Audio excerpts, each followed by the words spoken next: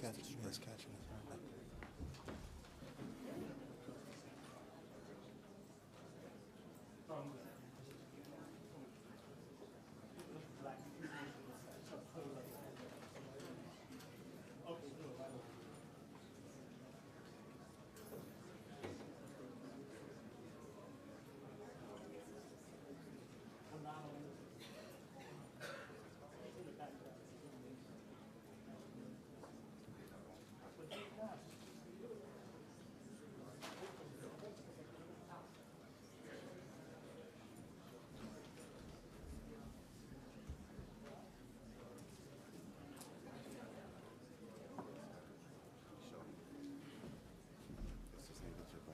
His water's right there to the right. Okay.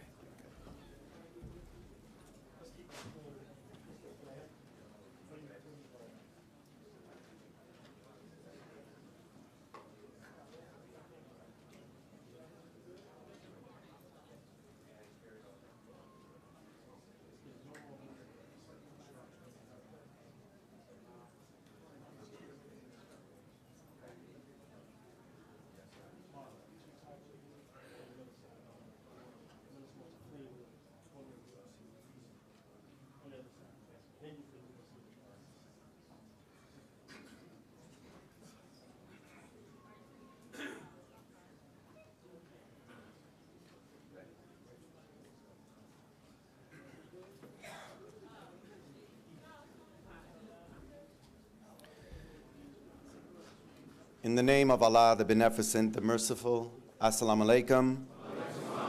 Peace be unto you. Thank you all for accepting our invitation. Brothers and sisters, members of the press, distinguished dignitaries, guests, the national representative of the Honorable Elijah Muhammad, the Honorable Minister Louis Farrakhan.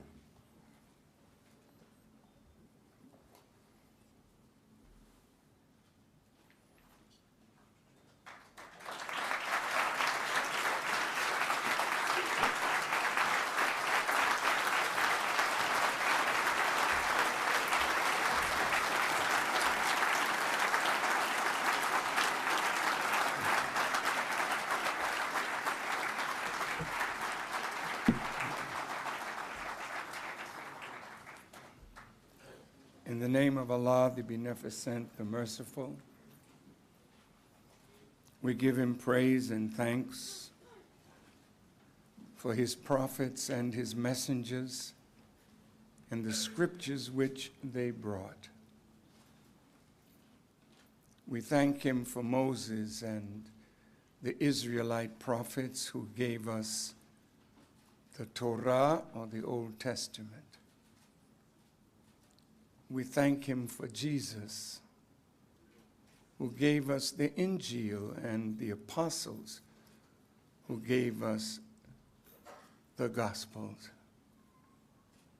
We thank him for Muhammad ibn Abdullah, through whom the final revelation to the human family before the judgment of this world came, the Holy Quran. I am a student of the Most Honorable Elijah Muhammad, and I could never thank Allah enough for his merciful intervention in the affairs of the black man and woman of America by his coming in the person of Master Fard Muhammad, the great Mahdi. And we thank him for raising up in our midst as his messenger, Messiah, to us, the Honorable Elijah Muhammad. I greet all of you, members of the press, members of Congress, members of the activist community.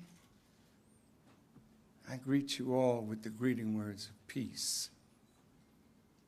We say it in the Arabic language, Assalamu alaikum.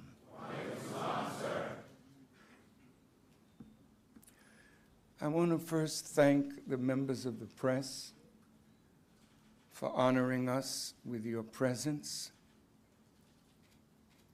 and all of you who have come to hear what we have to say.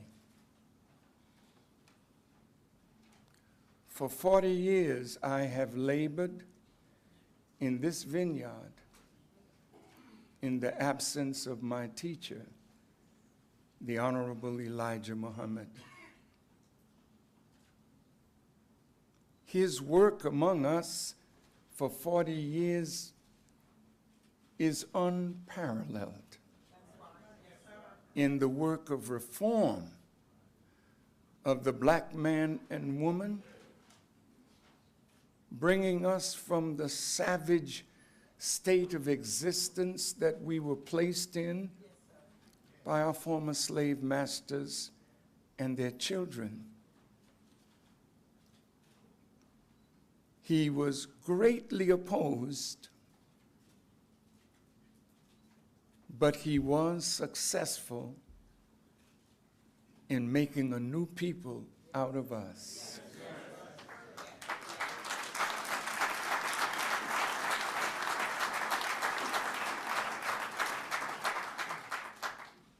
He proved the efficacy of his wisdom. He proved that the wisdom that he was taught by his teacher is sufficient to make of the black man and woman, not only here, but in the Caribbean, in Africa, and the isles of the Pacific, a brand new, restored people after 6,000 years of living under the tyranny of white supremacy. This is not a hate-filled message from some radical madman. This is a message of divine love. But in that divine love of the divine creator, there's warning and there's guidance. God never sends prophets except that there's something awry, something wrong. And the prophet doesn't come out of hatred from God for the wrong of the people. He comes out of the mercy of God to call an errant people back to a path that would grant them divine favor and escape the chastisement of God. America is a great nation, but America needs to reflect on her sins. Who is bold enough, who is strong enough to say to America, you have been wrong for a long, long time? And it is time now for you to actually see yourself as God sees you, not like the silly woman that looked in the mirror and said, mirror, mirror on the wall, am I not the fairest of them all? No, you are not. So I am here from my teacher, not out of hate, but out of hope that maybe what I say to this 45th president of the United States of America might have an effect to get him off of the course that he is on. Yes, sir. That's right. Yes, sir. 40 years ago, I was awakened from a deep sleep after the so-called death of the Honorable Elijah Muhammad. His work destroyed. His name buried. His people back to the old habits that we had once forsaken. And after about 30 months, I decided I must make an effort to rebuild his work. Yes, sir. So in September of 1977, I decided to rebuild the work of Elijah Muhammad and reprove Yes, sir. to you who had rejected him and to a government that persecuted him that he had the best solution for the ever-growing toxic relationship between black and white.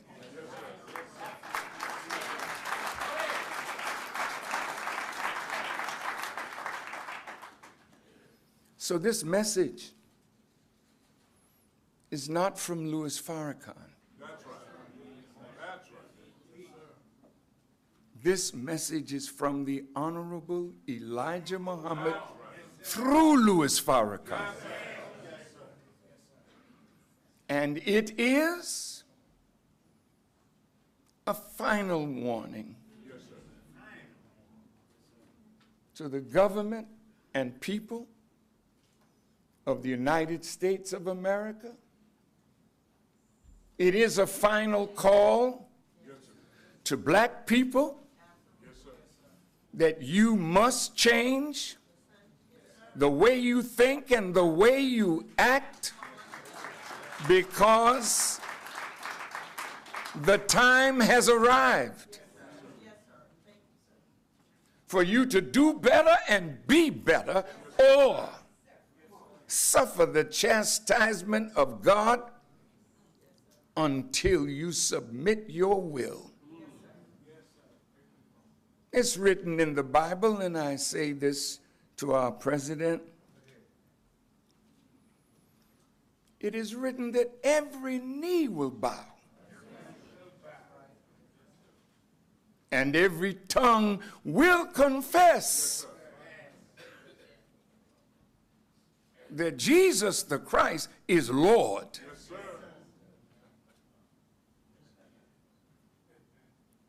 I represent Yes, sir.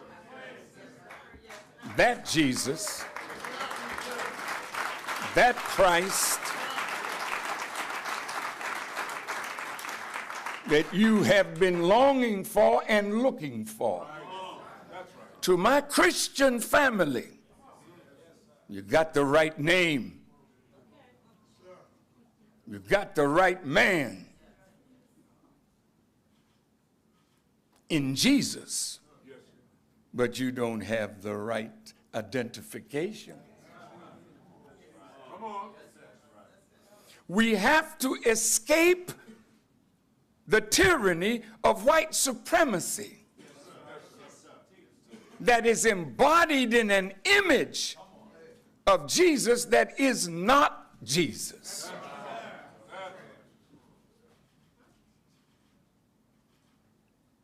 If Jesus were in fact a white man, we would have no problem bowing to his greatness and majesty, righteousness, because that's the way he's styled in the Bible as well as in the Quran. But the travesty is he was not a white man. You say, what difference does it make? It must have made a difference to you to take him out of his color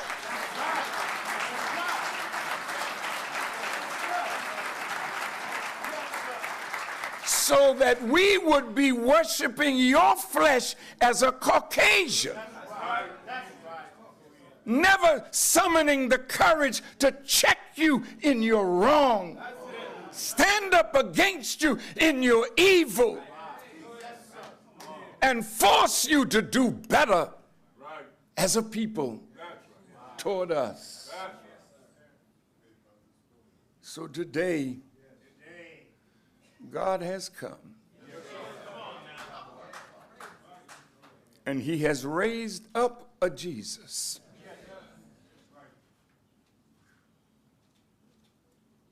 The Jesus that Jesus the prophet was a sign of.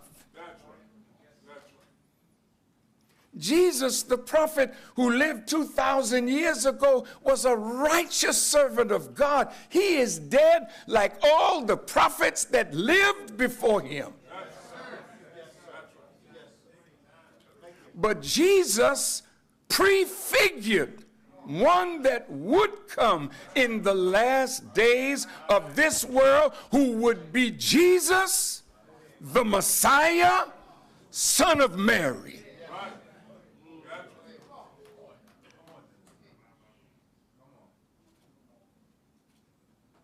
I know that you have these images, and you believe you're truly following Jesus. Jesus was not an unrighteous man. How could you be a follower of his, doing the evil that you do to people that you made Christians? We didn't come here as Christians. We became Christians under your tutelage.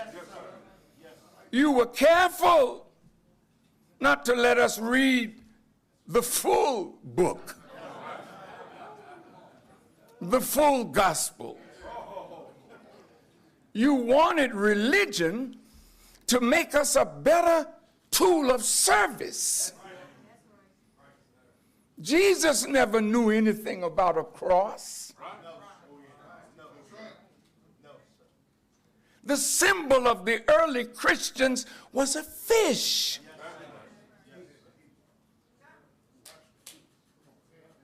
So when Jesus met Peter,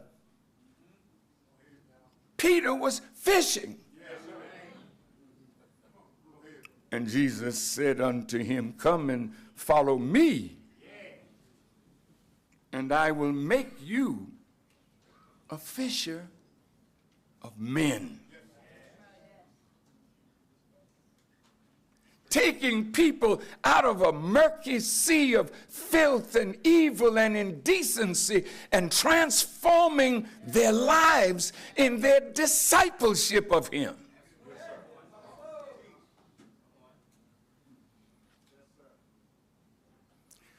To the members of the Jewish community,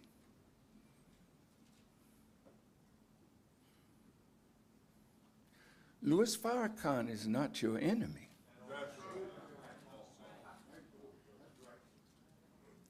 You act as though it is sin to critique you.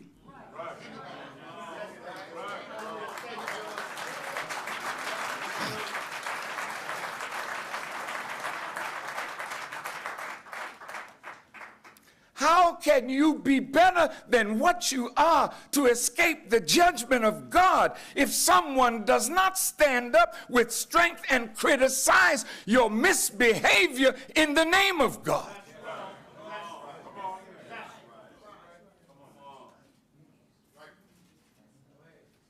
That's a great act of love.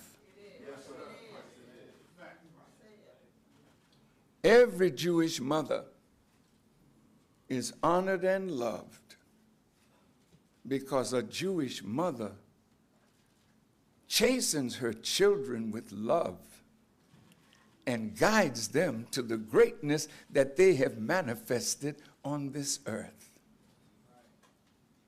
So when you sing the song, My Yiddish Mama, you know how to honor your mother, fulfilling the command of God. Honor your mother and father that your days may be long. Well, as a member of the press, you may say, hey, I didn't come here to hear no preaching, Farrakhan.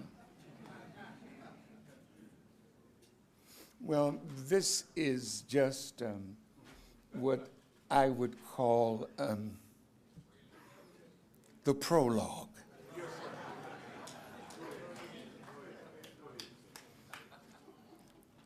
Mr. Trump is an anomaly.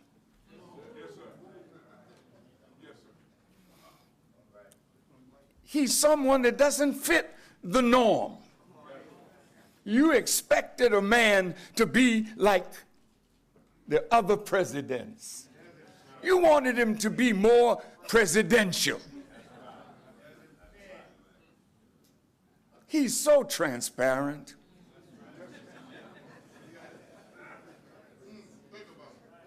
You wanted him to put on a suit and act dignified, like the thieves and robbers that dress in suits and tell lies. You wanted him to be like that. He's telling lies, all right. And you're angry because he's your reflection.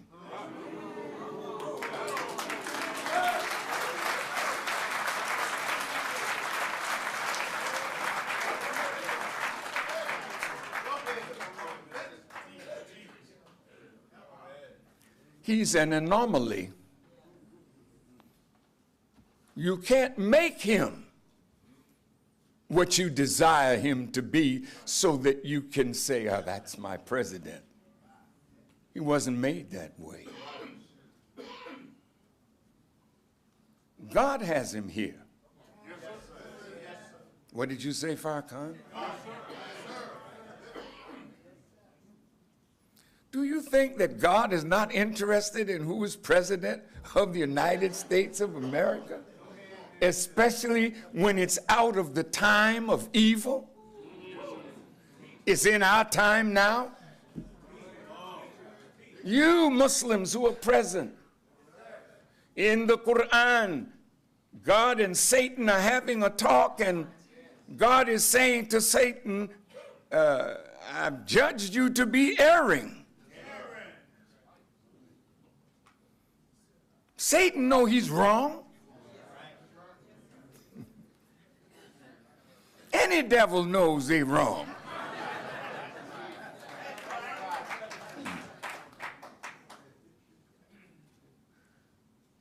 So God said to Satan, as Satan asked him, respite me, delay my doom. Because Satan was doomed from the day he was made.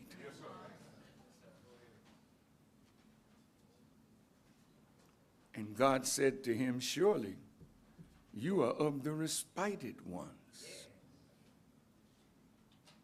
And Satan responded to God by saying, I'm going to come after them in your straight path.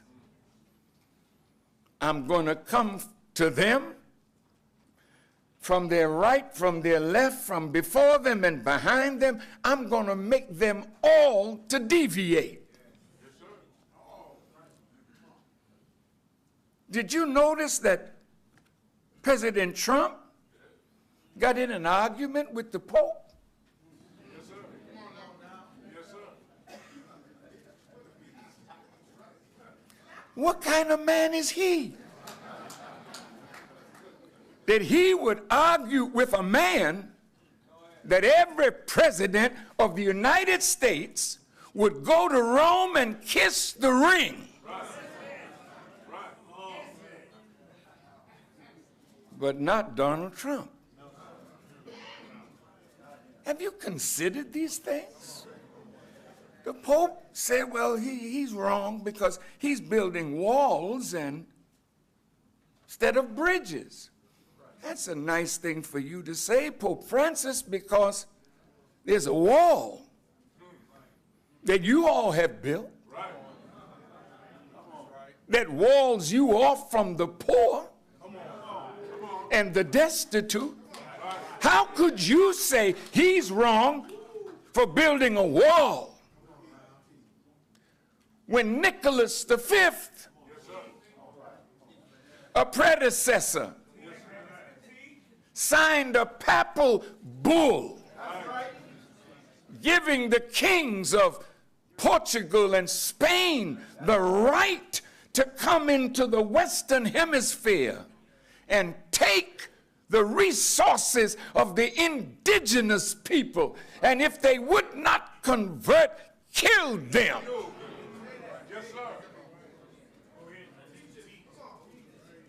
Then wall them off in a reservation. Wall us off under segregation. Wall our people off in South Africa under apartheid. You've been building walls, not bridges.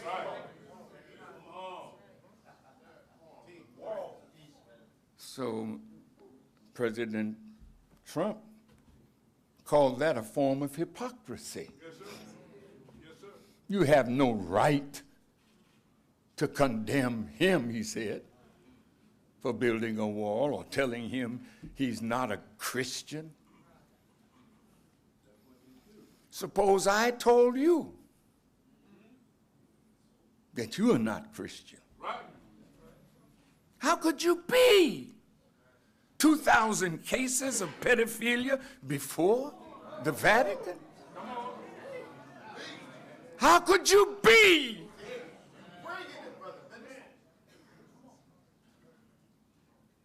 But we don't have the right to say to you, sit down.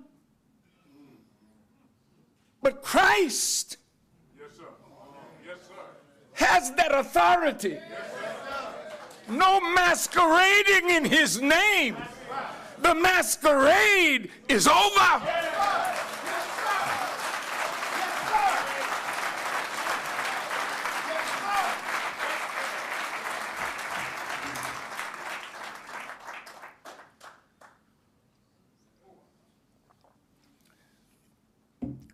So when I decided to rebuild the work of the Honorable Elijah Muhammad, I went around in Chicago and asked for the blessings of black leaders and opinion makers and pastors. I got the blessings of John Johnson of Ebony and Jet. I got the blessing of Father George Clements and Father Flager. I got the blessing of Lou and Georgia Palmer. I got the blessing of black people who meant something to black people. Yes, sir. Yes, sir. Yes, sir. But when it was heard this month, 40 years ago, on Cottage Grove Avenue at the Institute of Positive Education under the guidance of Hakeem Madhubuti, that I was going to rebuild his work,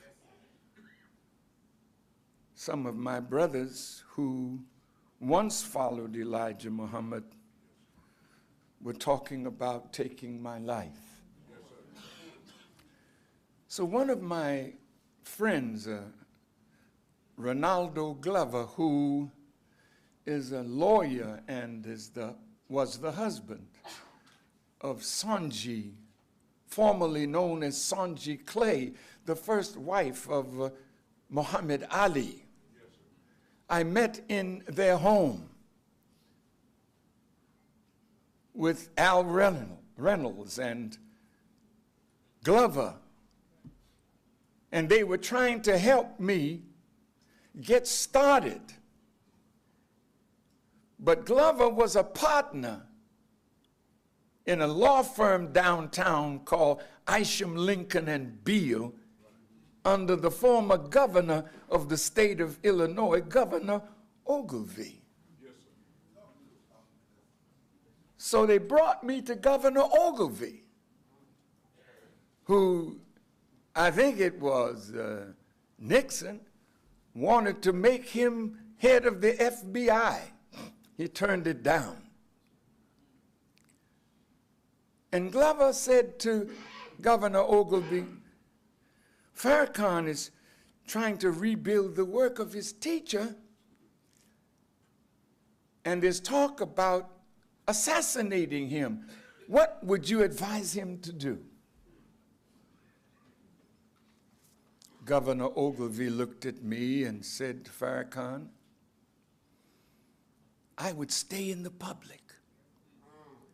Keep on speaking and getting people around you. That would make it more difficult for you to be assassinated.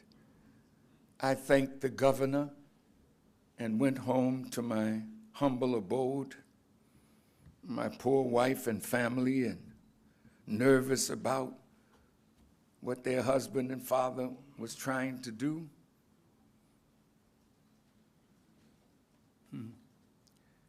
And I sat down in a chair. I had a refrigerator at that time that had a push button door. You push the button and the door would open, and the refrigerator looked brand new because there was nothing in it. It's true. And so I started thinking on my teacher. And this is who I want to represent to President Trump today, because my teacher, a messenger of God and Messiah, was so wise that he could teach me in a crowd, and nobody would know what he's saying, but he's saying it to me, and I wouldn't know what he was saying. But the seed was planted. Let me give you an example. I was sitting with him one day, and he's carrying on a conversation with his laborers.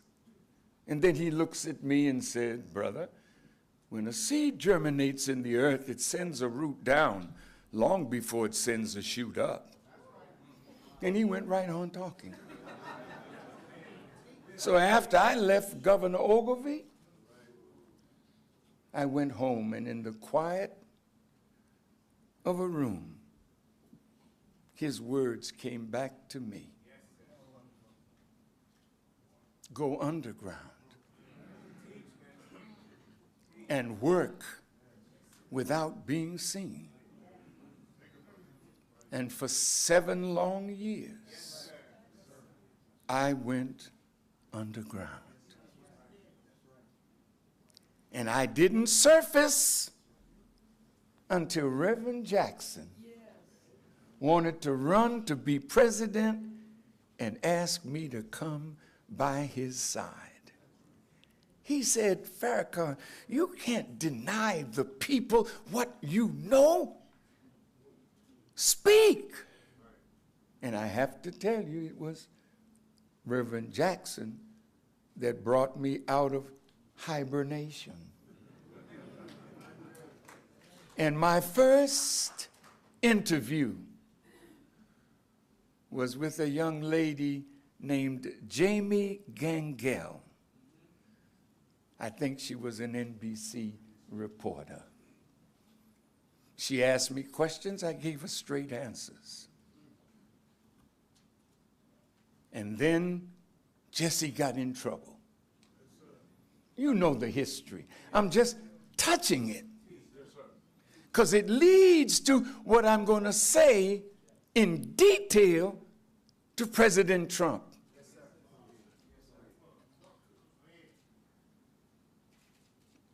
I never knew anything about relationships with the Jewish community. Nothing.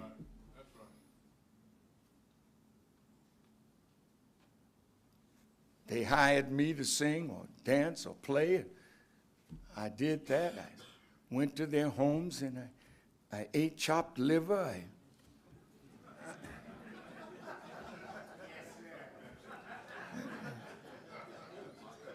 And I admire Jewish people to this day. Yes, sir. Because without the Jewish people, civilization would not have advanced to where it is. Nobody can take that away from them. But there are righteous Jews, good Jews, Jews that want to practice the teachings of the prophets. But then there are others who don't wish to practice. And it is they that hated Reverend Jackson's desire to be president. He had shook hands with Arafat, sin.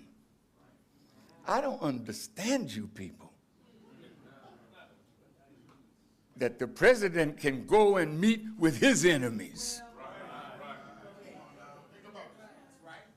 But if we meet with one of your enemies, who's not our enemy, all of a sudden we are anti-Semitic.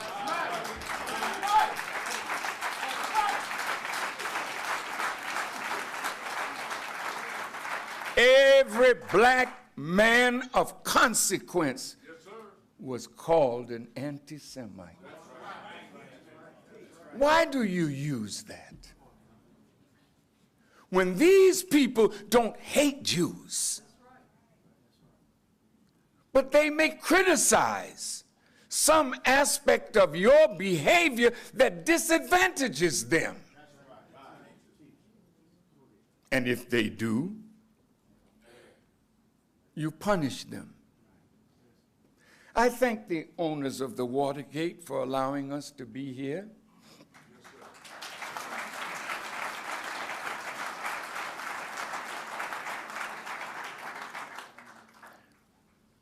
We had a display of a book that our scholars had researched called The Secret Relationship Between Blacks and Jews. And of course, they were a little upset. Yes, sir. Yes,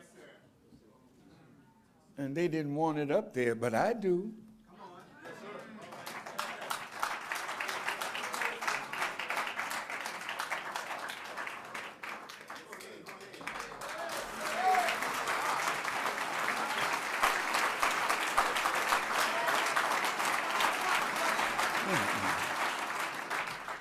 I'm not being defiant. But we paid for this room.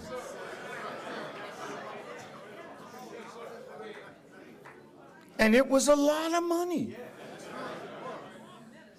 We paid for the hotel rooms. So if we want to display this, I sent for the owners. Come down, sit, and listen.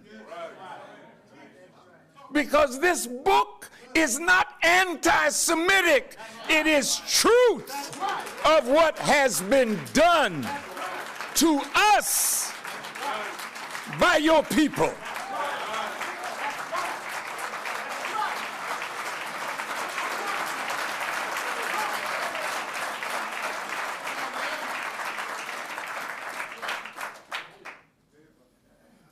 I'm not putting it up to insult you.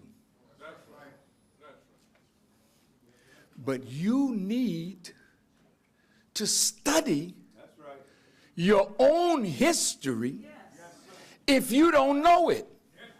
But those of you who fight us with this is because you know your history and you know what you've done to us, but you don't want us to know, and you don't want us to share that knowledge with our own black brothers and sisters.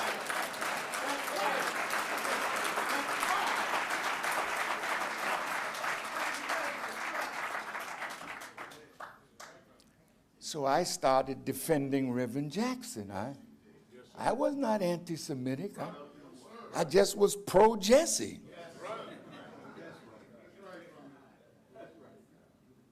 I saw Jesse as a kind of hope for us because he had that charisma. He was so handsome and so brilliant, and he wanted to galvanize us to vote for him.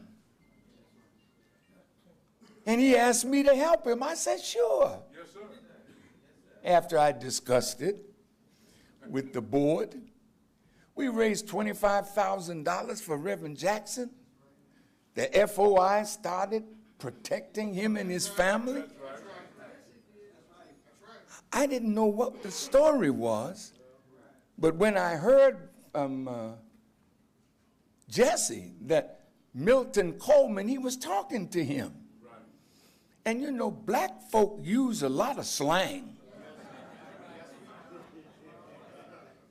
Well, you white people, you know, you have names for us. Oh, yeah. When you're with your fellow thieves and robbers, you know. You call us niggers and jigaboos and coons and monkeys.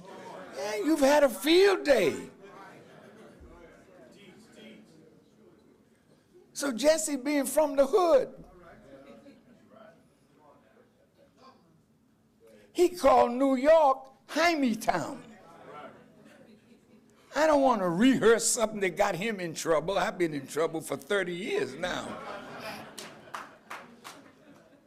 But my point is, that's a slang term to say that the Jewish people have great control and power in New York City. That's all. So we used to say, if we come into the ghetto, we're going up to Spookville.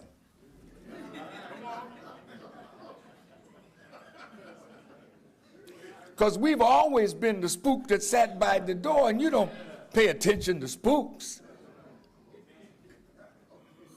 Because they're replicas of what once existed.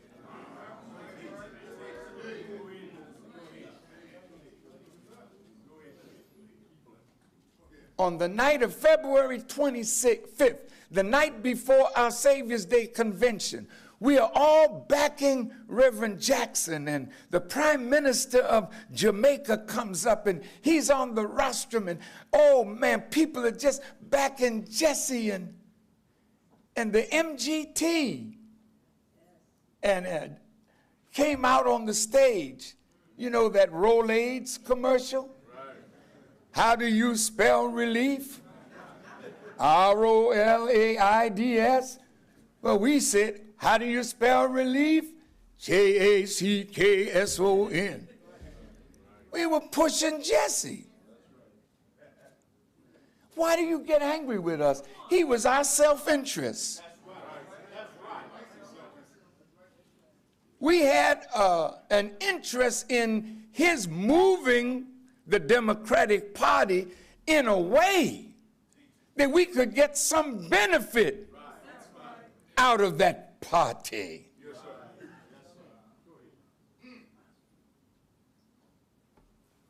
So I defended him that night, and I said, if you harm Jesse, he'll be the last black man that you harm. I said, we are tired of feeding our leaders to white people like raw meat to lions.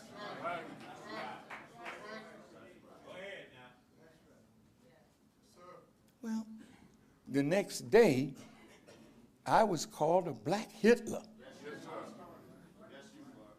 A black Hitler. Now I'm going on 85. I never have been arrested. I haven't beaten up nobody, shot nobody. What have I done that I'm persona non grata except speak the truth and refuse to bow down?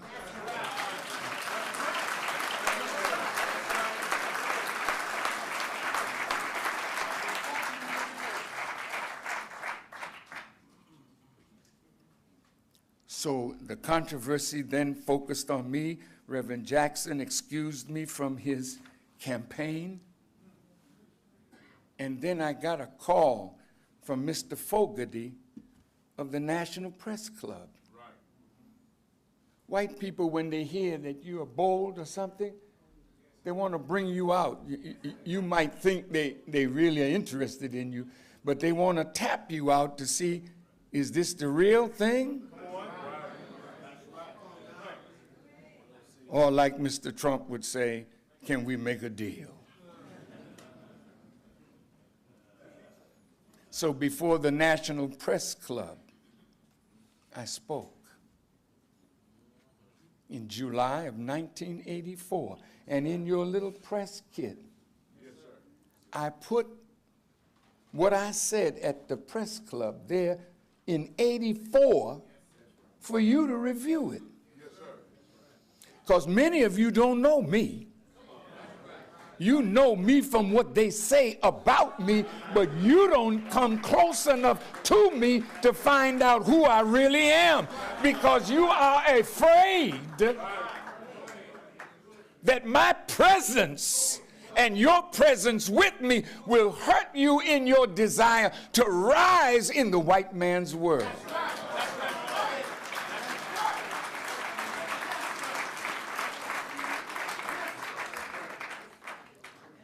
Did you know that Ronald Reagan said any problem that America has, the solution can be found in between the two covers of the Bible? He said that.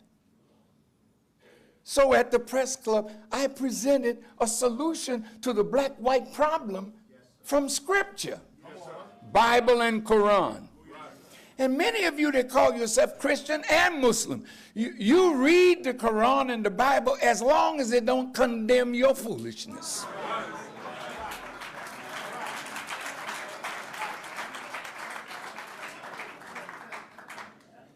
So I wanted you to see what I said in '84, which was 33 years ago.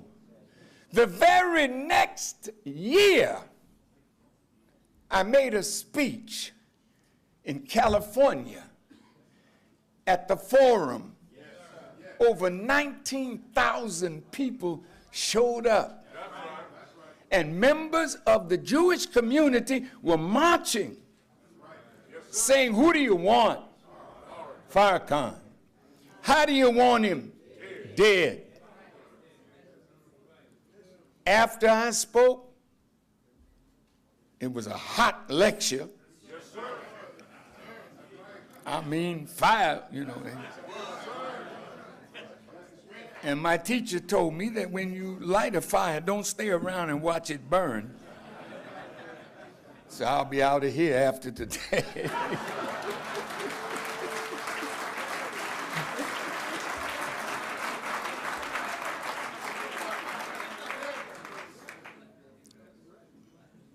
You may say, well, this is not a usual press conference. No, it isn't. No, this is far from that.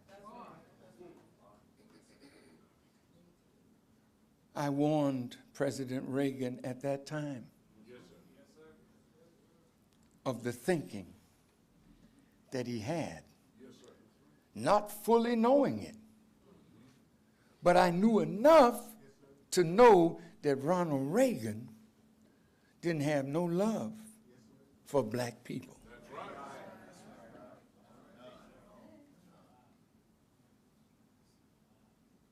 The next year, '85, after the Forum, I go down in Mexico. And on the night of the 17th of September, in a vision, I was carried up on the top of a mountain there in a sacred valley in Tepoztlan. There's a temple at the top made like a pyramid, but it's a monument to the Christ figure of Mesoamerica, Quetzalcoatl. And there I was at night in a vision-like experience. And one of these UFOs came over. I had people with me in the vision. When we got to the top of that mountain, this wheel-like plane came over. 3 legs came down from it. I thought it's going to land on the mountain. I said to Jabril, come on with me. And a voice said, not them, just you. So I walked forward. And as you've heard me say it many times, and I am not drunk nor crazy or a liar. See, when you have an experience, you say it the same way every time. And a beam of light came out of that wheel and drew me up into it. And I knew it was taking me to the mother wheel.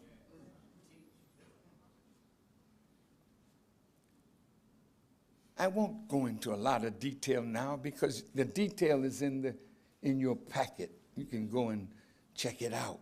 Because what I'm saying to you, I want you intelligent ones or not so intelligent to do the research. Yes, and you'll find that every word that I'm saying to you, absolutely right. When I got inside the big wheel, there was a scroll with cursive writing on it. I'm trying to read it. Elijah Muhammad speaks. And the scroll rolls up. You got his words? Put them up. Listen to what he said to me. He said, President Reagan, in early September, met with his Joint Chiefs of Staff to plan a war. I want you to hold a press conference in Washington, D.C. and make known their plans. And tell them that you got it from me, Elijah Muhammad, on the wheel. Listen, just listen. Then he said, you got one more thing to do. And when you have done it, you may come again to the wheel. And I will let you see me face to face. And he dismissed me.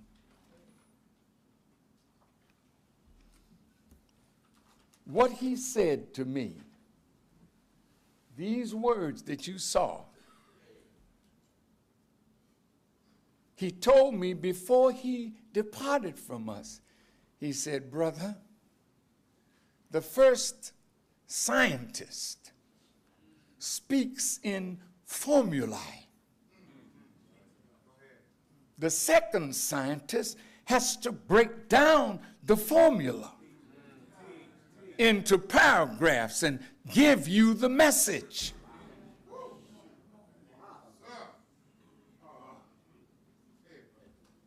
The first scientist is God himself. He don't use a lot of words.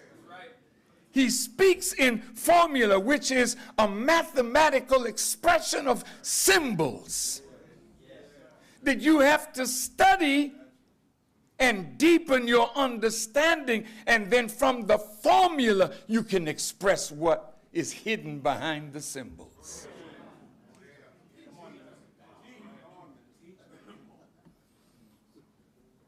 It has taken me 32 years to finally understand all that was contained in those few words. And I'm going to run it for you right now, very quickly, and get to President Trump.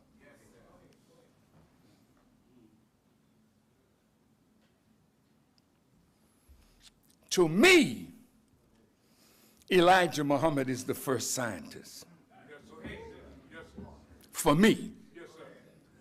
Like it was when God made Moses a god over Pharaoh and made Aaron his prophet or messenger to the people. I've been among you a long time.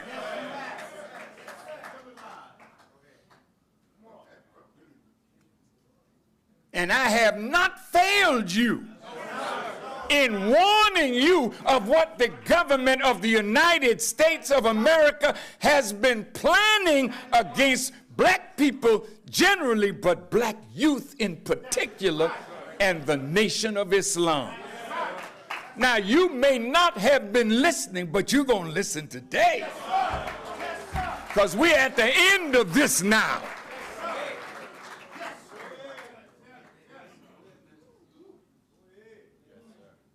I had to think about this.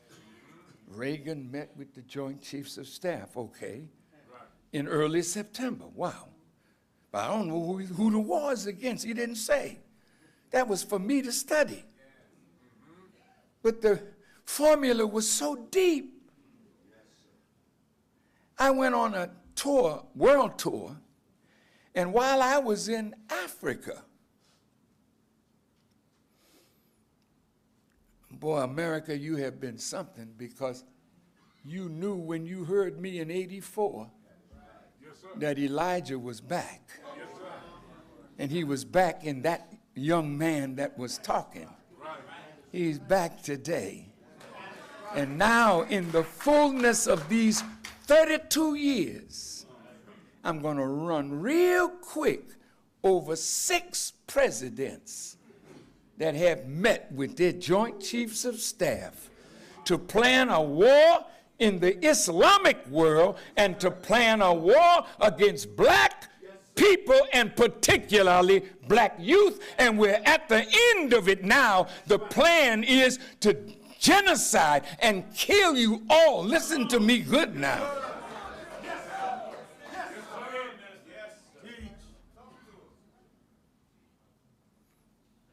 I'm going to drop it in the president's lap because he's the last one.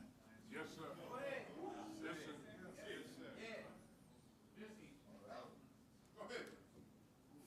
Yes, sir. Reagan ain't never loved us. When Reagan was the governor in California, he and Edwin Meese, who later became his attorney general, they were planning war games in California. And the war games were not against some foreign enemy. The war games were against black people. And this has continued from 6 presidents. And the slickest of them all, Tricky Dick was before, but Slick Willie, you caught more hell under the Clinton administration, and you thought he was our first black president.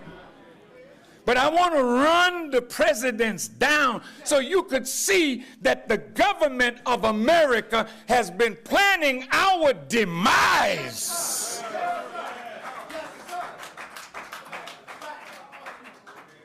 Any members of Congress here, any members of the civil rights movement that are here, you love this nation. You've suffered every indignity to make America better, that she might be great.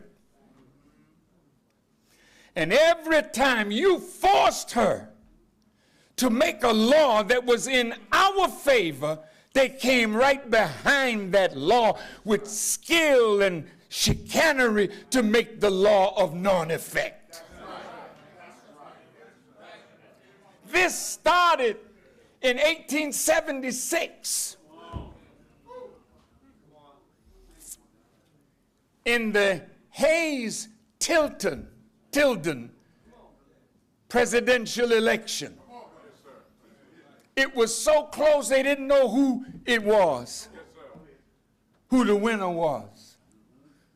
So they met here in Washington at the Wormley Hotel. It's not here now. In 1877. But the election was in 1876. Thank you. I know what I'm saying, brother. I need help, though. But when I need it, I'll call you.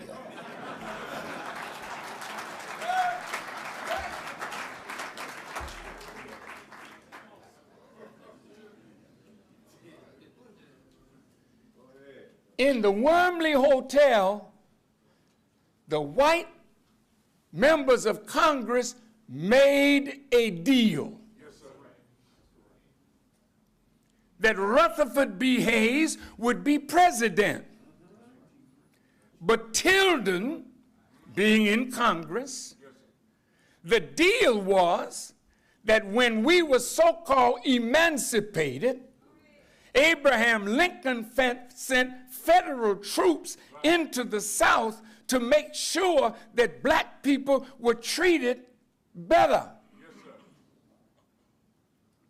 But the deal was, if you let Rutherford B. Hayes be president, we'll take all the federal troops out of the South, and then you all can go back to doing what you do. That was called the great betrayal of the so-called American Negro in 1877. Now, to the Jewish people in this hall, you weren't there, but there was a Jewish man named Levi who was in Congress, and he sold the agreement that was made in the hotel to the members of Congress, and it became policy.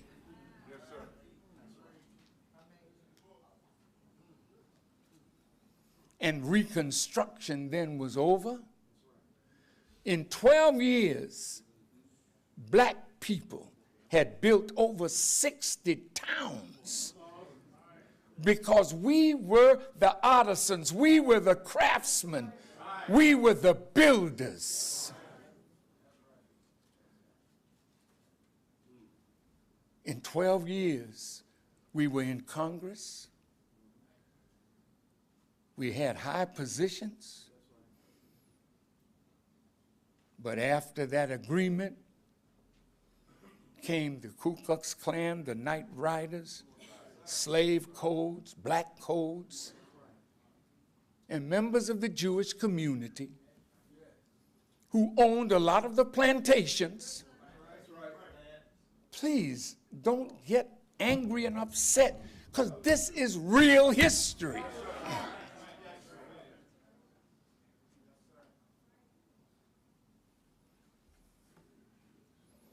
You put us back on the plantation as sharecroppers. You began riding down on us, and if any of us escaped the plantation, many of the Irish that were coming over were they call them the paddy wagon. They would come after us and bring us back to the plantation. Those were hard days. Hard days. Guess what? When the Emancipation Proclamation so-called set us free, we were the builders, we were the architects, we were the brick masons, we were the carpenters, we were the plumbers, we were all of that. If you saw a white man with a hammer in his hand, he was going to beat some black man, but he wasn't building nothing.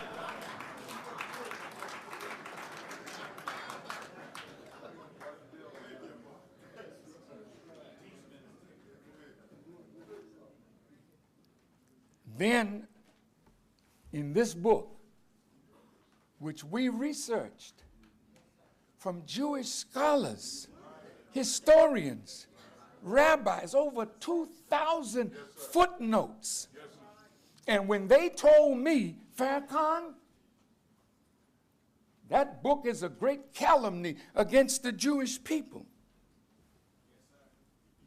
They said, we want you to denounce that book.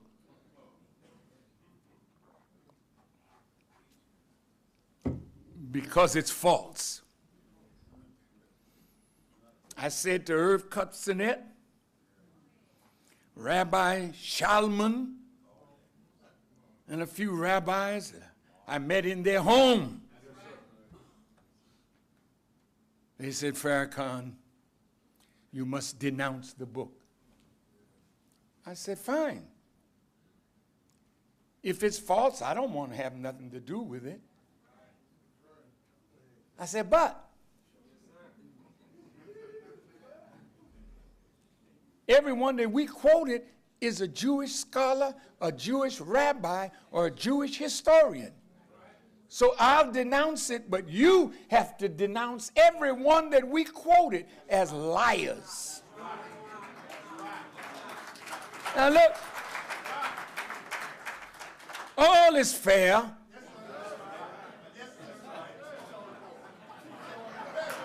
In love.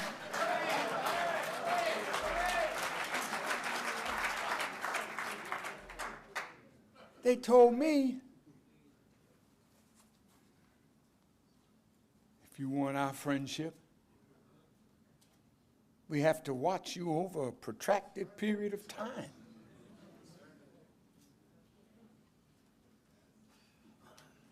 Yeah, imagine. And I was supposed to be like a little Negro because I'm in their house and say, yes, sir. When we got finished with them that day, the war was on. Because I told them, I don't mind being your friend. That's why I'm here. But if being your friend means I got to deny the truth, then yours is a friendship I don't need, and yours is a friendship I don't want. So you all know that when you got a black man that's not going to bow to you, then that's trouble, because you've been waiting for the Messiah. And you know that he comes to end your civilization. So when you hear black men talking like Farrakhan is talking, you hear the end coming. And if you can stop him, if you can shut his mouth, if you can kill him,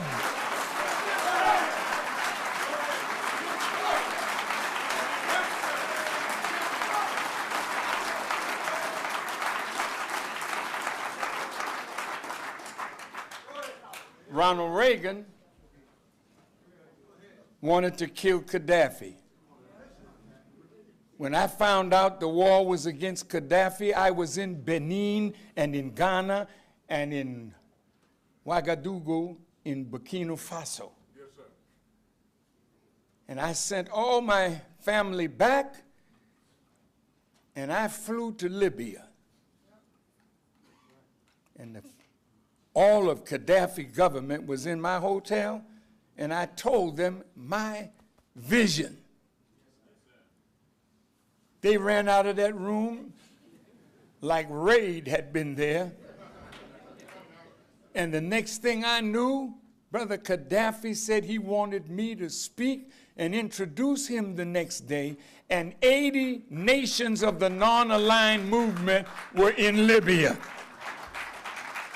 And I stood in Tripoli and repeated that experience on the wheel and told Gaddafi what they were going to do. They were going to bomb the airport, destroy the water project. He listened. He got his airplanes out into the Sudan. The next thing I knew, an American plane was shot down, and one of those fine aircraft carriers that Mr. Trump brought over to Asia, was in the Gulf of Sirte, but something happened to him. By the time I got to Saudi Arabia, it came out in the Arab news that there was a bright object over the Mediterranean. Just listen to me. I'll die on what I'm telling you.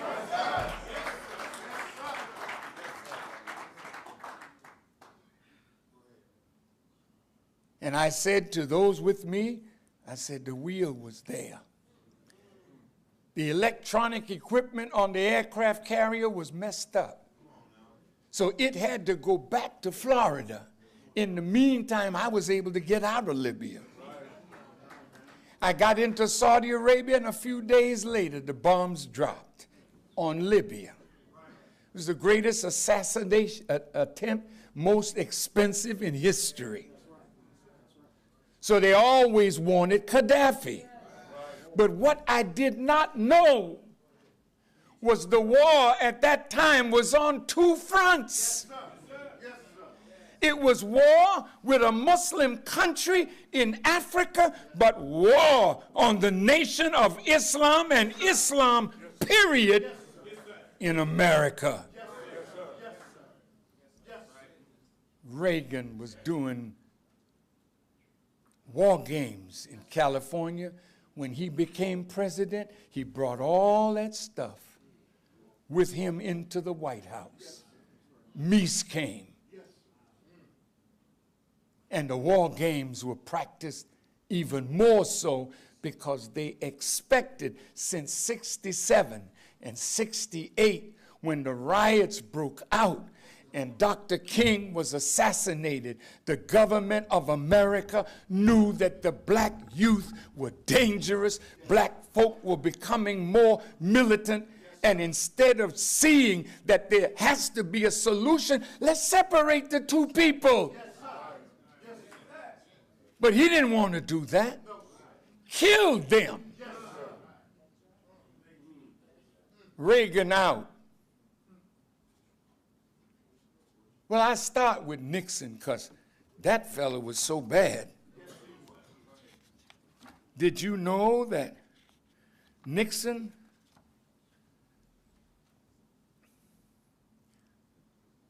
the whole thing about Nixon was the left, west, the anti-war group, and all blacks, not some. So the plot was against black people in general. Notice how many black people we sent to Congress or made mayors or police chiefs, and all of a sudden they accepted a box of candy, or they went to a basketball game or baseball game, and the next thing you know, they're before court and going to jail on some foolishness that white people do all the time. They made Mayor Marion Barry look horrible. They had brother on TV smoking the pipe.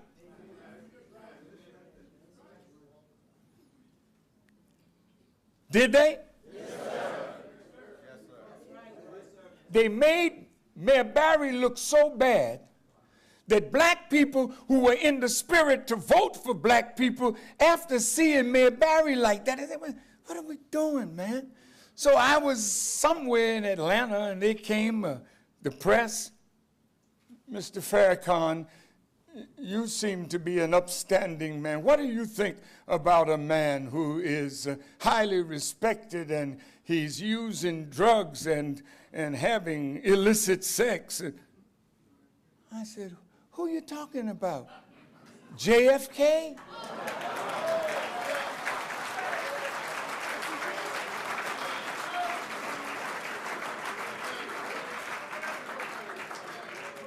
That black woman froze. She wanted me as a black man to condemn another black man, but the White House, all you members of the press, you knew what kind of man John was. You knew what Bobby was. You knew they were sneaking Marilyn Monroe into the White House. but you never said a damn thing. Now all of a sudden everybody's groping.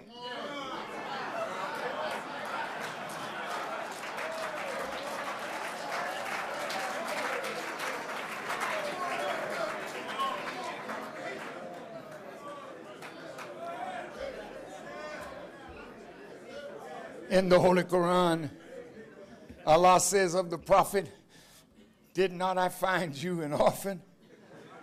Did not I find you groping and showed you the way?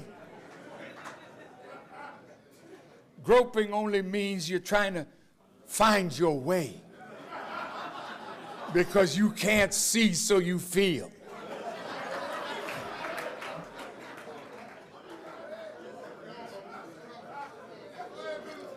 Now, if you go to Congress and ask, will all the gropers please stand up? Practically the whole damn Congress will say, damn, I've been found out now.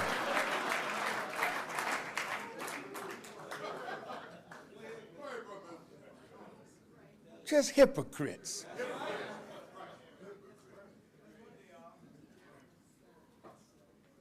Oh, but then came Bush, H.W., and they say he's a groper too.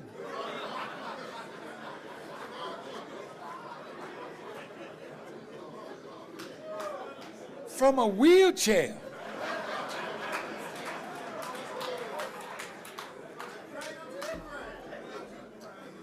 I mean, the press is having a field day.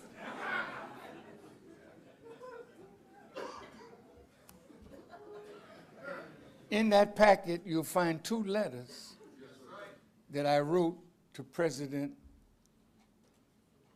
Bush, George W., but we warned H.W. of what was in his mind toward the Muslim world. Did you know that after 9/11, Wesley Clark, a general, talked about seeing a memo 10 years earlier out of the Pentagon? I want you to listen carefully. They were going to take down 7 Muslim countries in 5 years, ending with a war on Iran.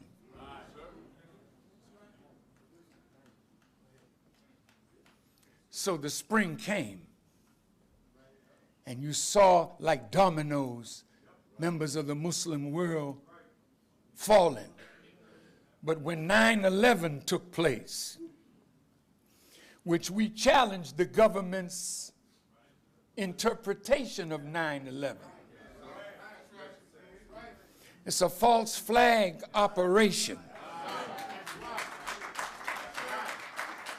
You knew that the country was divided in the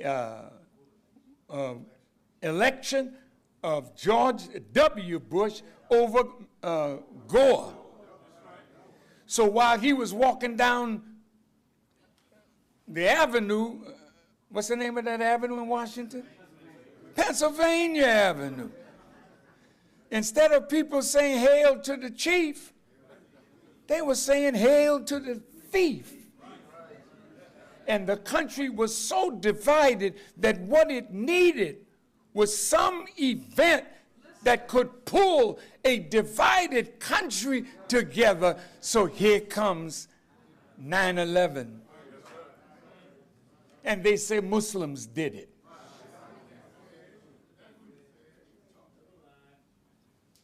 They had some pilots that had gone to Florida to take flight lessons. I don't think they passed off of a Piper Cub. I don't understand.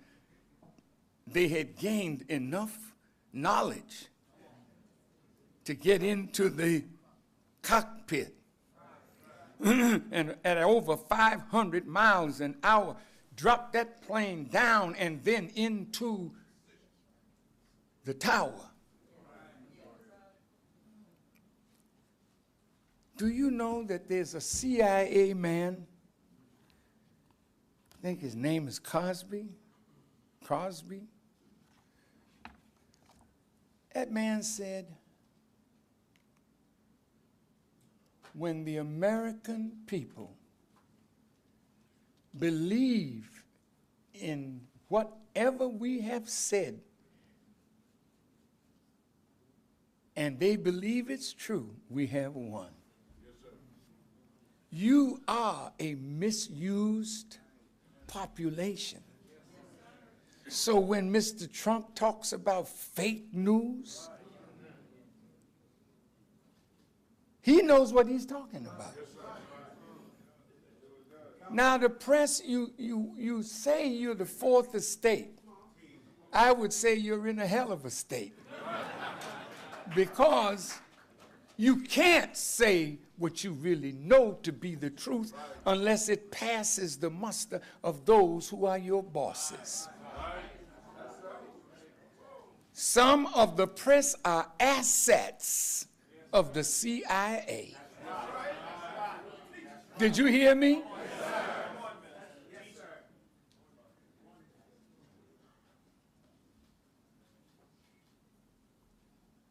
They have deceived the American people. So Donald J. Trump is busting up the institutions of a democratic country. My God. Yes, sir. Congress has 10% of the people with Congress. The media, the people don't trust the media. So every time he say fake news, if you study an article, 70 years of the CIA, the criminal arm of the U.S. government. These are criminals. They go into countries, kill presidents, overthrow governments, create civil war, and back away like they did nothing.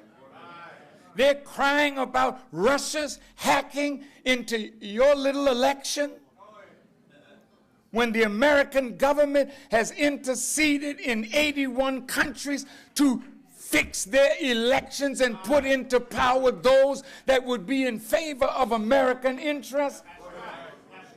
But let me come to the end of this now. Tricky Dick and Slick Willie.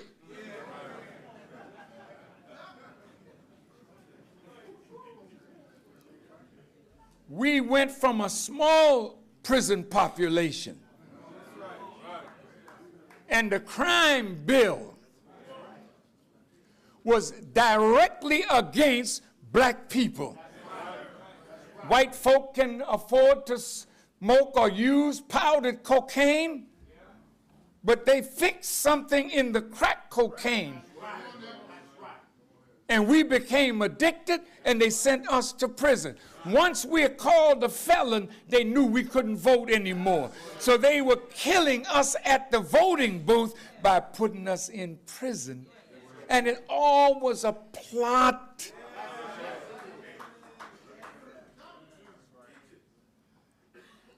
And Mr. Trump, the consequences of America's evils over time has fallen in your lap. Do you know that we've been a problem for you ever since we've been here? You fought a civil war over what to do with us. Wow, think about that. Poor black brothers and sisters, you're so conscious now.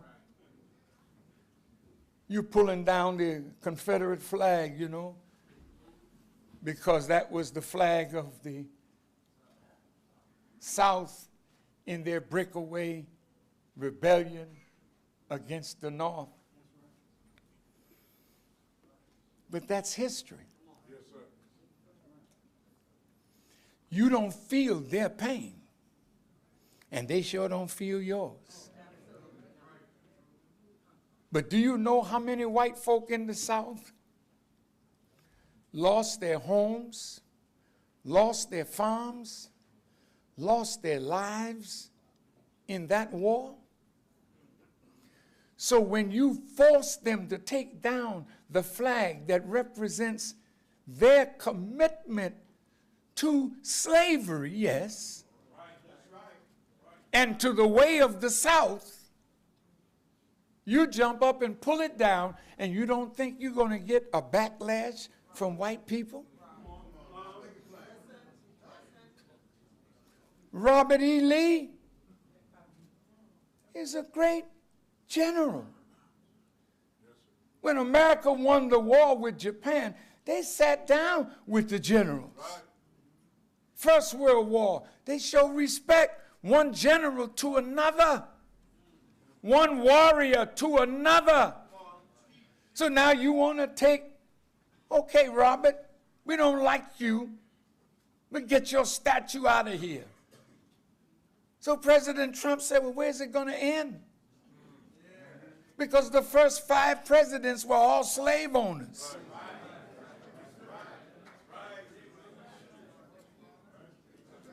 You're going to tear down the Jefferson Monument?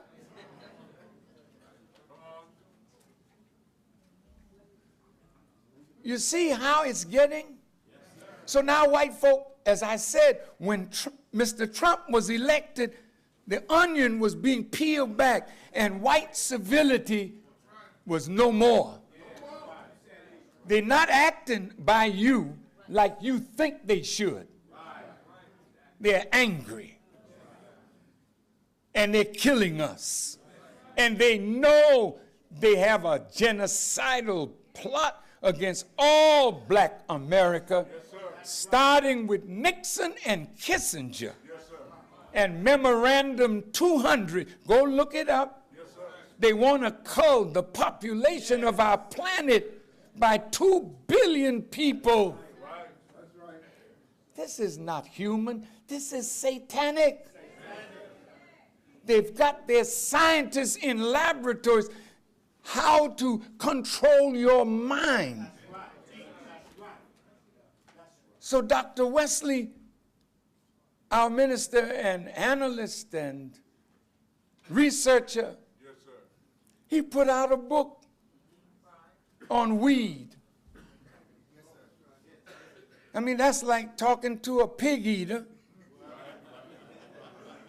and telling them don't eat pig.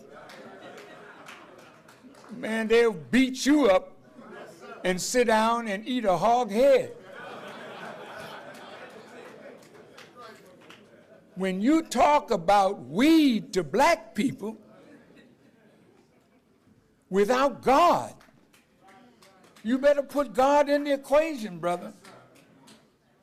Because weed is all right if it's pure. It has properties in it that can be used for medicinal purposes. But they're weaponizing the weed now. And they're doing lobotomies on the black man's brain.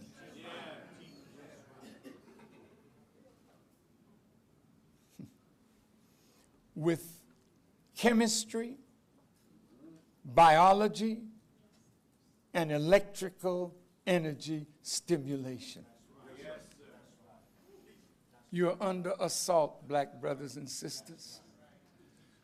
Why is the sperm count in black men falling? Because of the food you eat and the water you drink. The lead in the water in Flint is not an accident. It's in Cleveland that way, and if you're not careful, it's here in Chicago.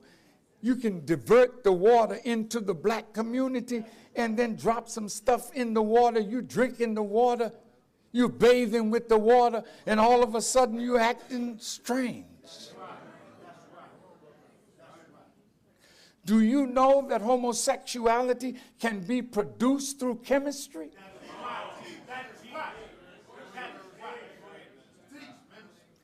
Don't be mad at me. Think. You can be turned into something through chemistry and the misuse of biology.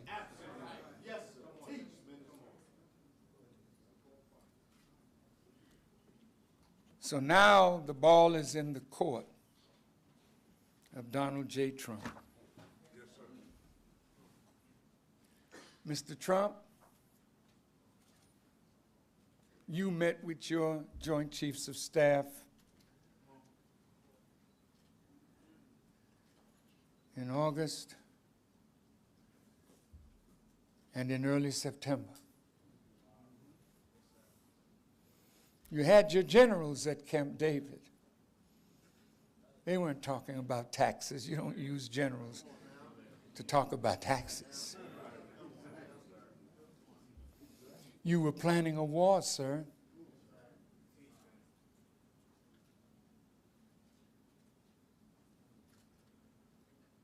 George W. Bush, after 9/11, said he was going to divide the Muslims against themselves.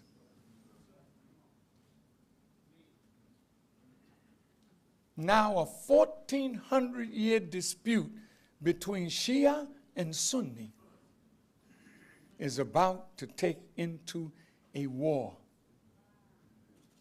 President Trump went to Saudi Arabia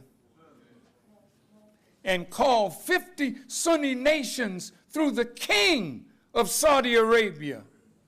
And instead of inviting Muslims to sit with Muslims to find out what's the point of contention and bringing peace about, he took those Sunni nations, yes you did, Mr. Trump, and you aimed their anger against Tehran and the Shia nation. Just recently, you sent much weaponry into the Middle East. You've sent missiles into the Middle East. Yes, sir. You didn't send them. You would urge them to buy them.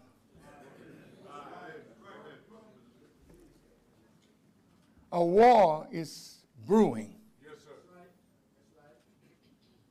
President Trump, you just left Asia, and you carried with you to Asia 3 of your largest aircraft carriers with F-18, F-16, a nuclear sub in the water. You had an armada around Kim Jong-un. You went to talk, but you had firepower to aid your lexicon of language.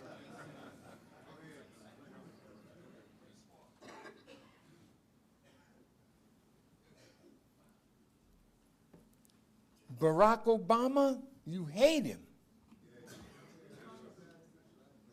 You call him a weak president because he's not like you, Mr. Trump, and he's not like his predecessors. He is like Jonah, who was a reluctant prophet. Barack Obama was reluctant to be the type of wicked man that your presidents are, have been, and like you said, let's take the oil. See, that's not presidential. The presidents would say, let's see if we can make a deal and give them money for their oil because we really want it all. That's presidential. We'll send our Secretary of State. He's such a diplomat. But you, Mr. Trump, we'll take the oil. You remember? Yes, sir. And with Stephanopoulos on ABC, we'll bomb the hell out of them. See, Mr. Trump is real. He is what he is. Now, you either got to see him as he is, because all the rest of them were vampires that looked good in the day, but when night came, you know.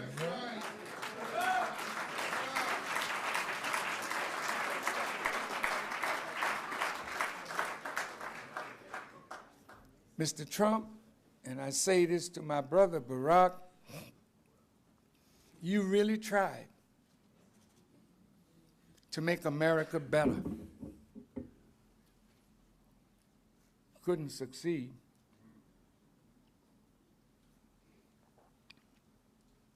Because the moment you went overseas and started talking about the mistakes that America has made, Romney and the Republicans said, look at him. He's over there apologizing. Mr. Trump, more than an apology is needed. Mr. President,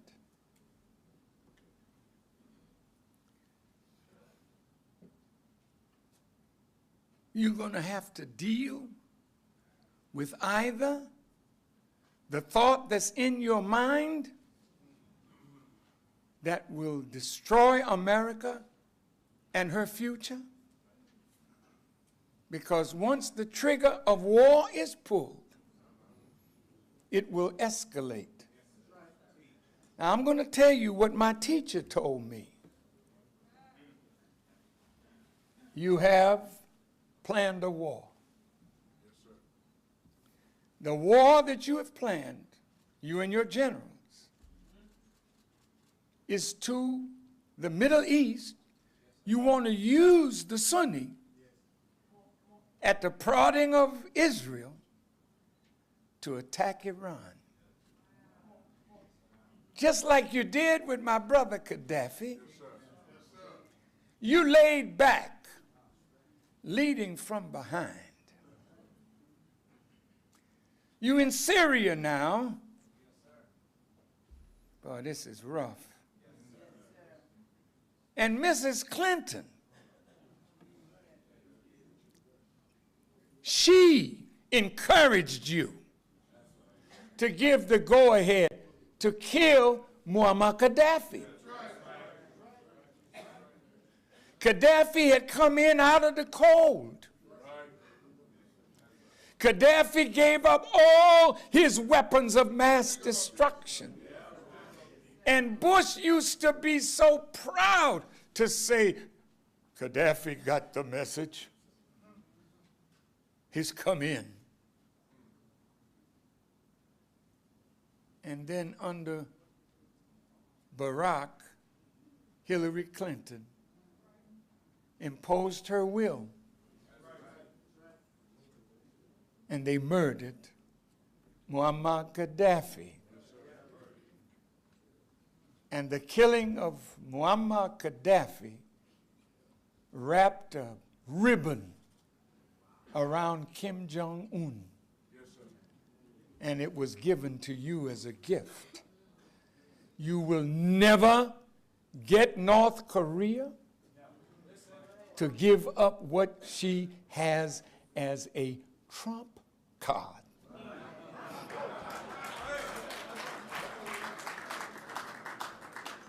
That's over, Mr. Trump.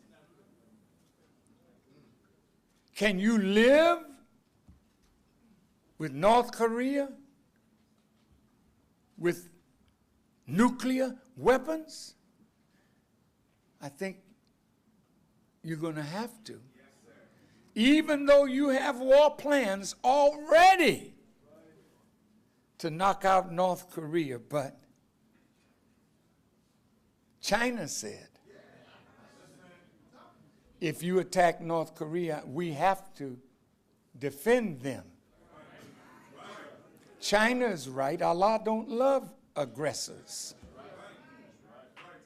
He said, but if North Korea attacks you, America, we'll lay out of it. So you went there thinking that you making friends. Wrong. You didn't discuss with China his plans for war. You have laid out in the Pentagon how you can wipe the Chinese out. But you don't want China, not yet. And you don't want Kim Jong-un yet. But you're looking for a softer target and you think that's Iran. Wrong. Wrong.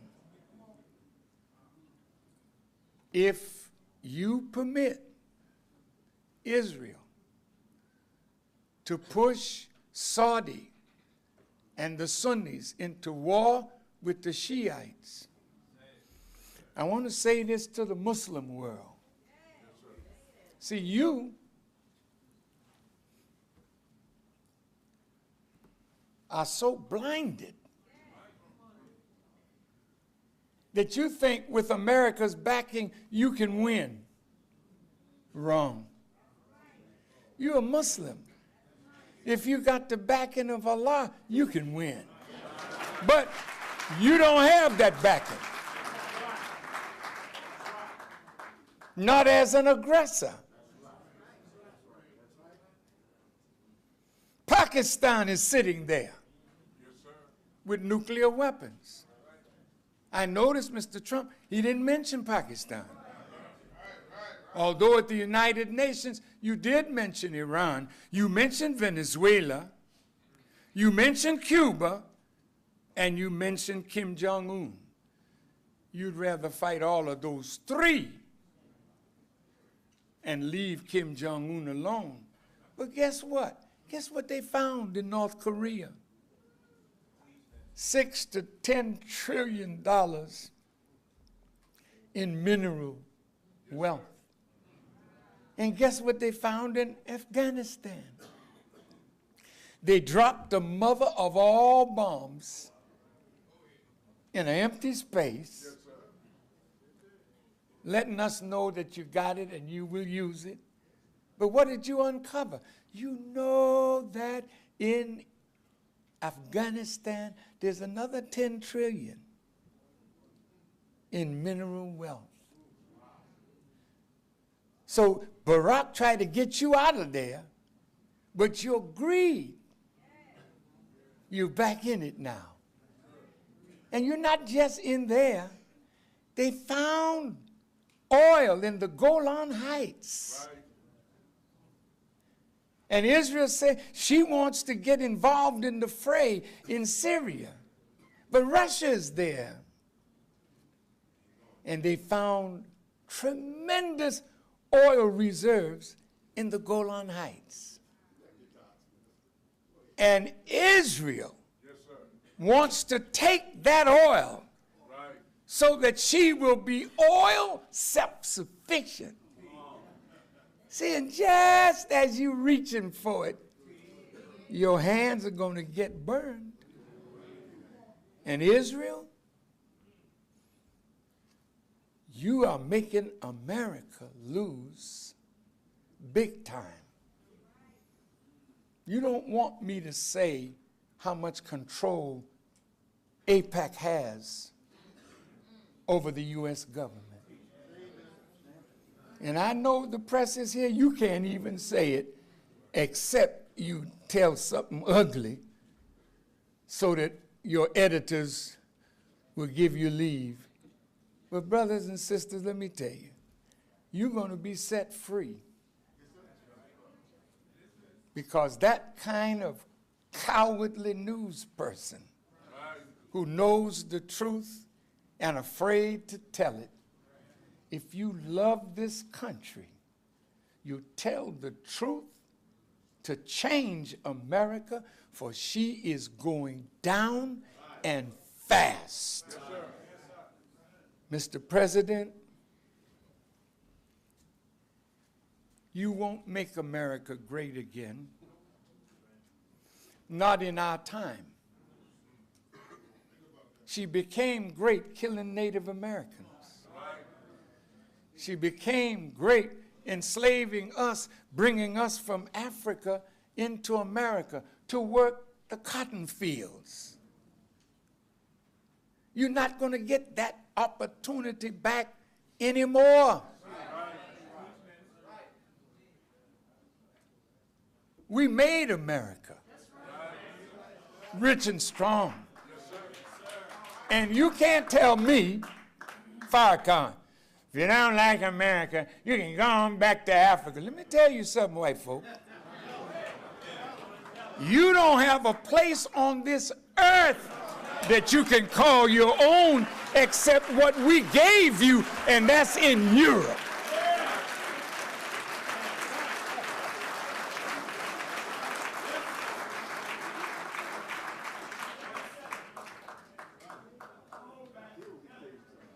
Now I'm closing.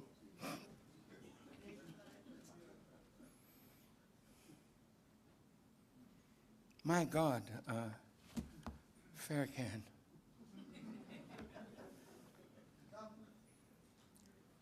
Are they planning war? Yes. Is it against black youth and black people? Yes, sir. Absolutely. I want to close with showing you the signs that I had to watch in order to know what to say to Mr. Trump today. I was right, and you'll see it in your pack with President Bush. I was right with Ronald Reagan. When we had the Million Man March in this city, do you know that you were looking at a miracle? Let me tell you something.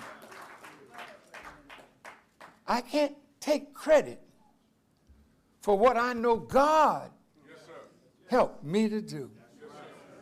We had the support of the nationalist community. We had the support of the church. 82% of the people present were Christians. 12% were other. And a Muslim called it, with the help of a Christian pastor, the Reverend Dr. Ben Chavis. We could not have done it without the black press. BET under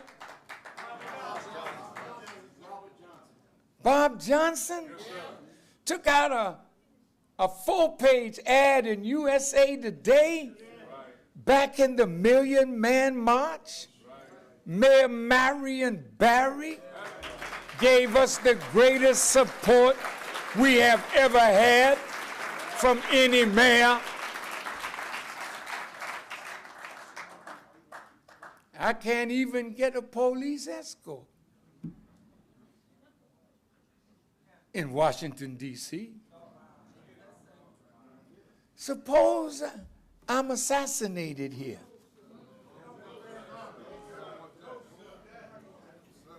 But you're already planning to kill me, and that I know. To the government. You're not coming into the black community looking for black identity extremists and not looking for me.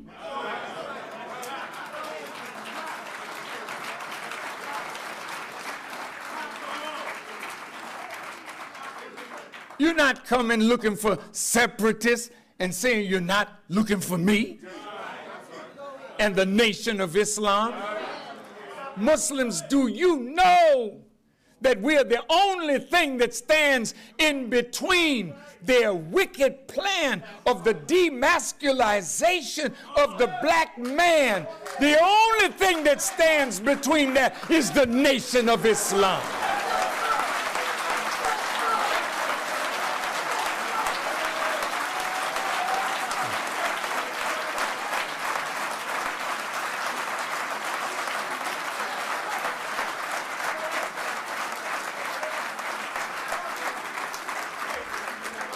Now, those of you who are in love with Jesus Christ, I want you to know that a black man from Georgia was raised from a dead state. Elijah Muhammad. And you tried to kill him. And you thought you had succeeded. That's why when I was taken up on the wheel, he said, make known to them their plans and tell them you got it from me, Elijah Muhammad, on the wheel. What was he asking me, pardon me, ordering me to tell you that for? So you would know that he escaped your plot to kill him. He's alive. He is in power. I want to introduce you to Jesus the Christ.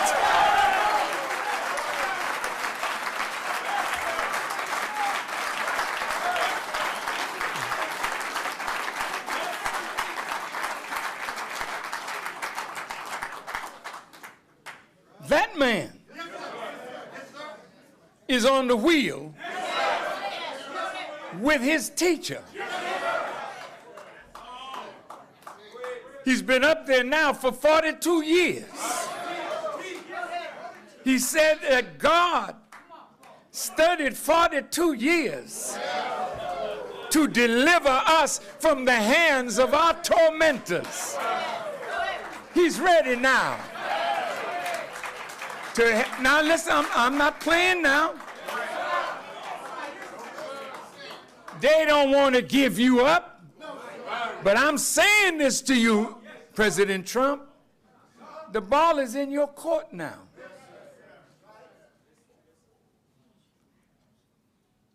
Well, what do you have for me to do? I think you should repent for all the evil that America has done to us, to the peoples of the world.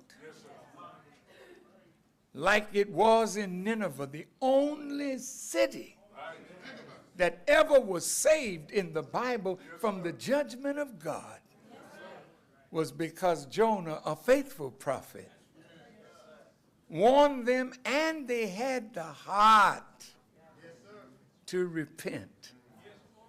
And Nineveh lived for 300 more years.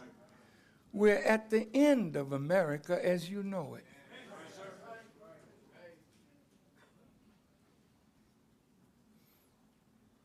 But if you let us go, you don't have nothing for us to do. But you have planned to continue the work of your predecessors, not Barack. Barack is out of it, yet in it. Poor fella. He wanted to be Pharaoh. And he's not a good Pharaoh. I mean, the pot is not made for him. He tried out for it, and they gave him 8 years, you know, and look at the way they talked about him. We helped put him there. They called him a monkey. They mocked his wife and children. Mr. Trump darn near tore up the White House, getting every aspect of him out of there before he moved in. You hate our shadow.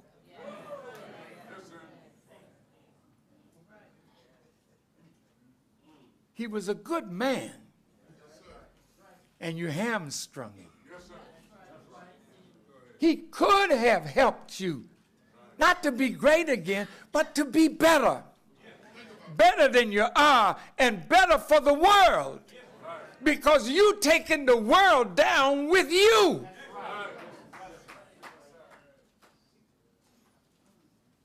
Now, I have delivered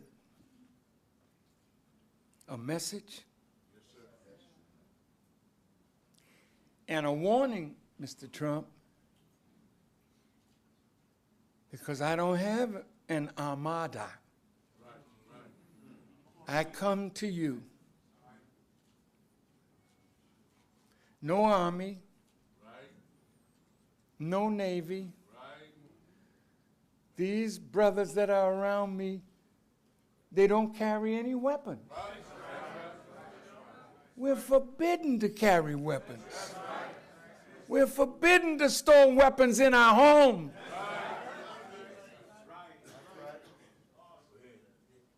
So if you want to kill us, we're here.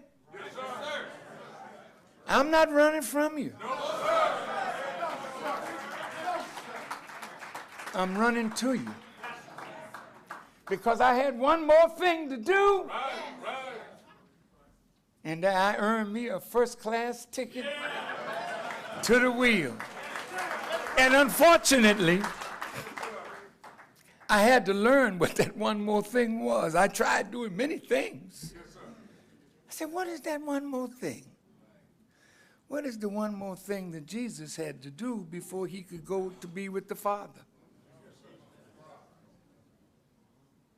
He had to go to Calvary and Golgotha and be crucified and die. I told you from Reverend Willie Wilson's church, I know the price that I gotta pay, not for lying, but for telling the truth. I've suffered all these years for telling the truth. My family has suffered all these years for being with a father and a husband that tells the truth. But I'm at the end of my journey among you. A temporary pause.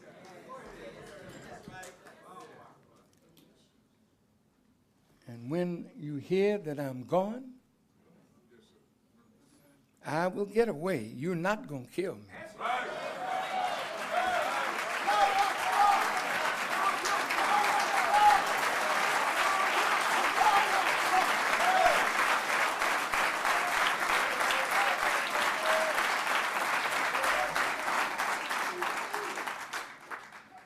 He told me in a cryptic sentence, he said, brother, if Allah can't save me, that's a sign that he can't save you. I went to a funeral that was supposed to have been his.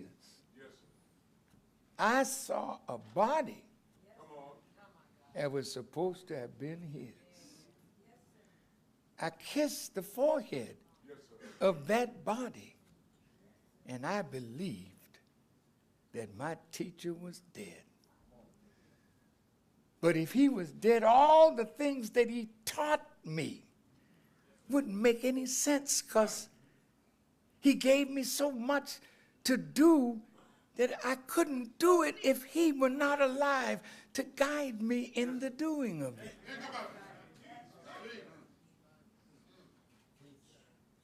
So in 1981, I said, no, he's alive. I learned through study and through help from those who heard him say things that he never said to me, because he knew his servant. I would be dead now if I believed he was alive, because I would have fought like hell to keep the work that he had done alive. But he wanted it destroyed. Fulfilling the scripture, unless a seed of corn fall to the earth and die, it can't bring up a new stalk. I've been among you now 40 years, and I have not wavered one time. And they have not been able to make me bow down. Neither have you, my black brother and sister. I have fought for you.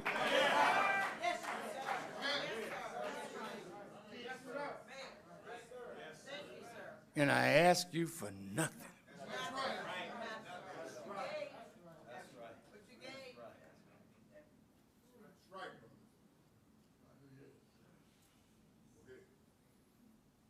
So, Mr. Trump has a decision to make. I don't go to White Houses.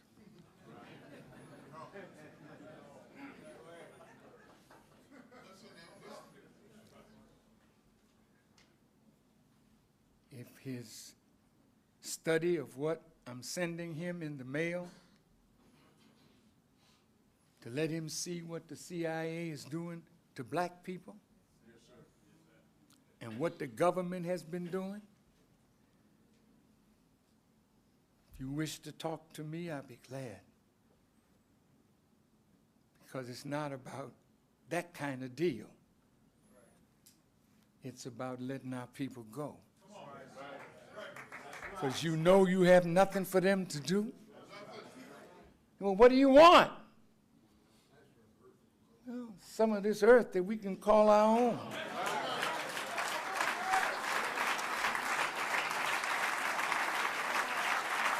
How much do you owe us?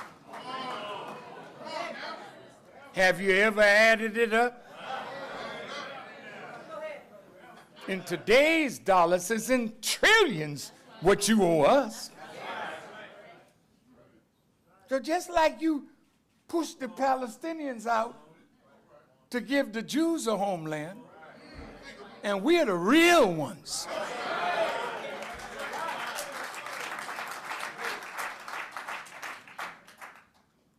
Push some of your own people out. And we'll take 8 states. Oh, Farrakhan, now the wheels have gone off your wagon. Yeah, well, you didn't have none on yours. Let me tell you something. If you don't give justice to us, you will lose everything you got, including your life. Because God now said he's ready to fight you for our deliverance. And he told me to tell you, you don't have no fight against the forces of nature. I know you say it's global warming.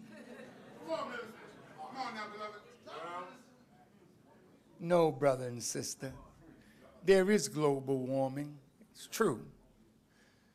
And man and woman have done something to produce a warming. But what you seeing, that ain't global warming, baby. That's the judgment of God. And so I'm here to tell you that I come to you, but I got backup. I don't have no aircraft carrier. But he already told me what he's going to do with the 6th and 7th Fleet. You squeeze me a little, and I'll tell you a little more. You're going to be free.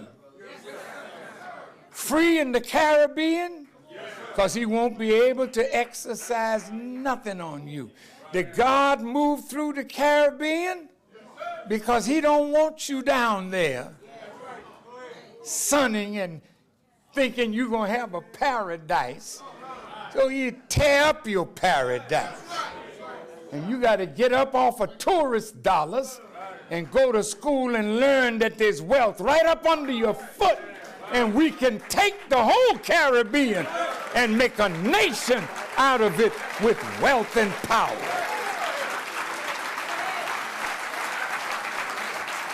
And by the way, did you call the brothers that took a knee sons of bitches?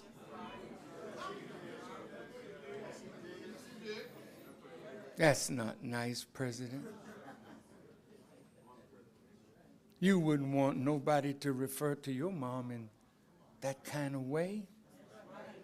and you're about to go to war. I know that the generals are a little PO'd at you. Because you know, like ancient Rome when she was going down, the real Roman didn't want to fight. They were having sex parties, licentious feasts. You know who was fighting for Rome? It was some of those that Rome had conquered. So the Mexicans and the Hispanic brothers and sisters, DACA. Hey, didn't you take Mexico from them? Texas was Mexico.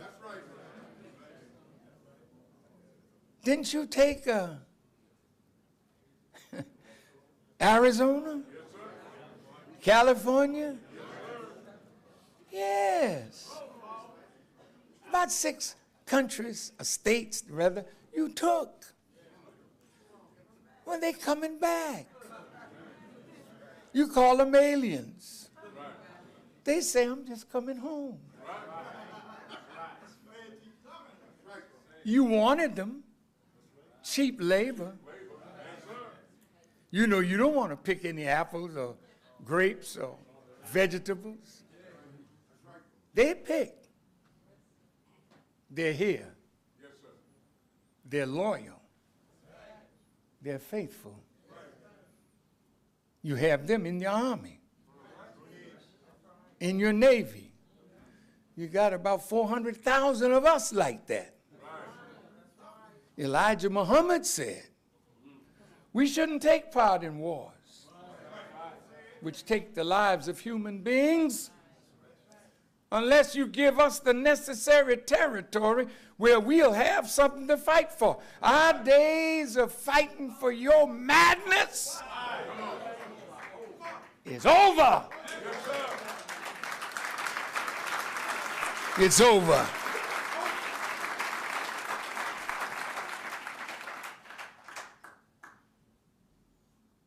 So the Christ told me to tell you,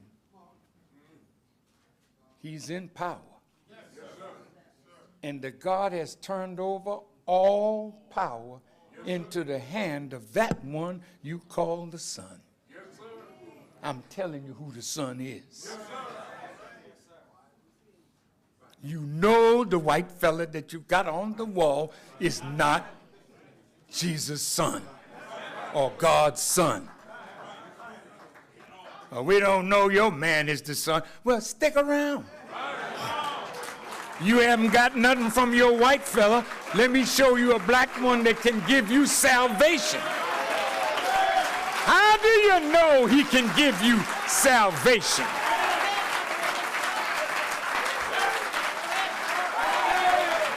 I am your example. He made me.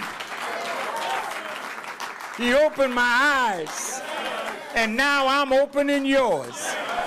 He opened my ears, and now I'm opening yours. He took the knot out of my tongue, and now I'm taking the knot out of yours. When I couldn't walk and needed a cane, he said, pick up your bed, black man, and walk, and we've been walking ever since. So don't tell me that Jesus is not present. He's present in me. He's present in you if you believe in him. So all you white people that love Jesus, come follow a black man. And if race is killing you, then you will die from the hand of the living Christ. Oh, yeah. In the Bible it said when that last trump is sounded. Trump. It said then the trumpet. That's your brother. And then we all will be changed from corruption into incorruptible You can't buy us. We are incorruptible. And guess what? We've been changed from mortal into that which is immortal. Not that we can live forever, but what we're a part of will never, ever be removed from the earth. You can't say that about yourself, white folk. You come this way, there's absolution for you. You bow down and submit, there's absolution for you. You can't prove that. Well, I'm leaving now. And I tell you what, watch how the God will give a punctuation to what I said to you from him today. So if you keep going the way you're going, it's over. May Allah bless you all. Thank you for listening. Assalamu alaikum.